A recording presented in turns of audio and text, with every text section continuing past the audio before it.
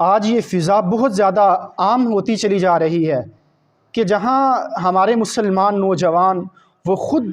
گانے بجانے کے سننے کے عادی ہیں، تو یوں ہی ایک عادت اور ایک فضا یہ بڑھتی چلی جا رہی ہے کہ ساتھ جو گانا اچھا لگا، جو گانا آیا، اس کو آگے فارورڈ کر دیا، اس کو سٹوری پہ لگا دیا، اس کو سٹیٹس پہ لگا دیا، واٹس ایپ پہ، فیس بک پہ اسے شیئر کر دیا۔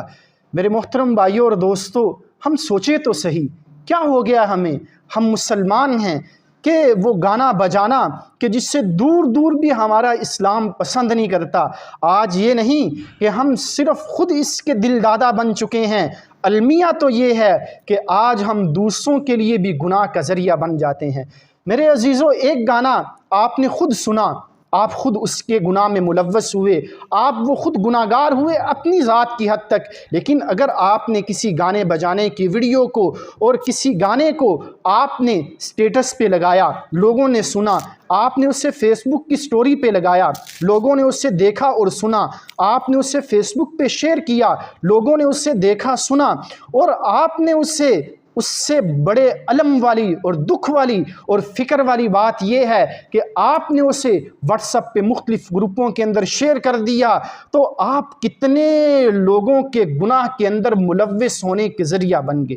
آج تو ہزاروں ویوز آپ کے گانے کے اوپر آ جاتے ہیں، آپ کسی واٹس ایپ کے گروپ میں کسی گانے کو بھیج رہے ہیں، 1000 سے زائد افراد اس گروپ کے اندر شامل، ایک گروپ میں شامل ہوتے ہیں۔ اب وہ ہزاروں افراد نے وہ گانا سنا اور اس کو آگے بھیجا، اس بے حیائی کی چیز کو دیکھا، اس سے آگے بھیجا، آپ نے کتنا وہاں پہ نقصان اٹھا لیا، اور خدا نہ خواستہ موت کا کیا پتہ کہ موت آ گئی، اب یہ گانا، یہ بے حیائی کی چیز یہ آگے بڑھتی چلی جا رہی ہے، میں آپ قبر میں پہنچ کے میرے آپ کے ذریعے یہ فارورڈ ہونے والا گانا، یہ آگے بھیجے جانے والی یہ بے حیائی کی چیز، اب یہ آگے جا رہی ہے، جا رہی ہے، جا رہی ہے، لوگ سن رہے ہیں، قبر کے اندر بھی اس کا عذاب ہمیں ہو رہا ہے۔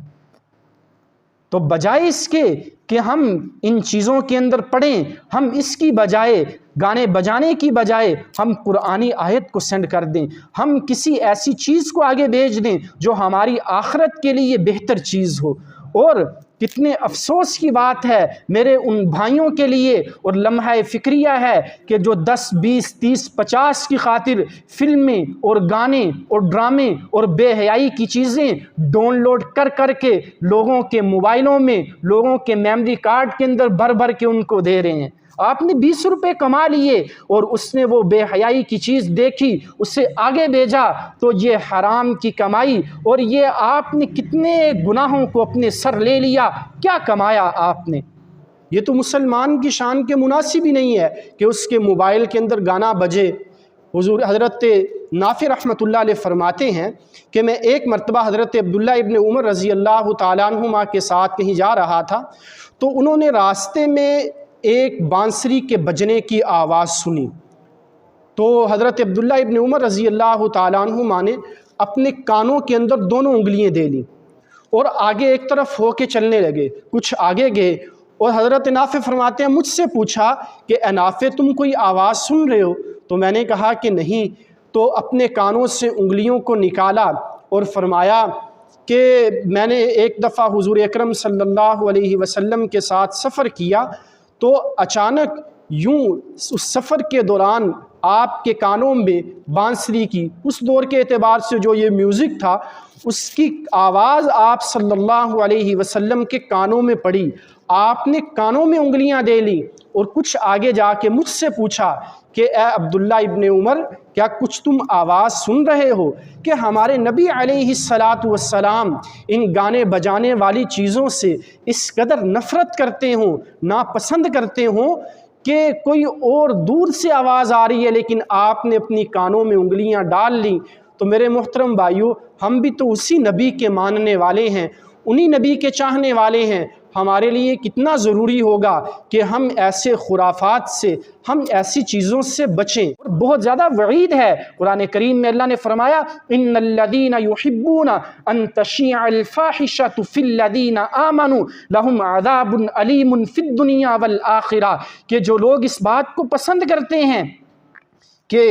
ایمان والوں میں بے حیائی پھیل جائے تو ان کے لیے دنیا اور آخرت کے اندر دردناک عذاب ہے۔ صرف آخرت میں نہیں ہے، دنیا کے اندر زندگی نحوست والی بن جاتی ہے، پھر بندہ خودکشیوں پہ اور برے برے افعال پہ مجبور ہو جاتا ہے۔ مال ہوتا ہے، دولت ہوتا ہے، لیکن ساتھ بے چینی اس سے بڑھ کے آتی ہے۔ تو اس لیے بجائے اس کے کہ ہم اپنے سٹیٹس پہ، ہم اپنی سٹوری پہ، ہم اپنے فارورڈ کرنے والے اپنے گروپوں کے اندر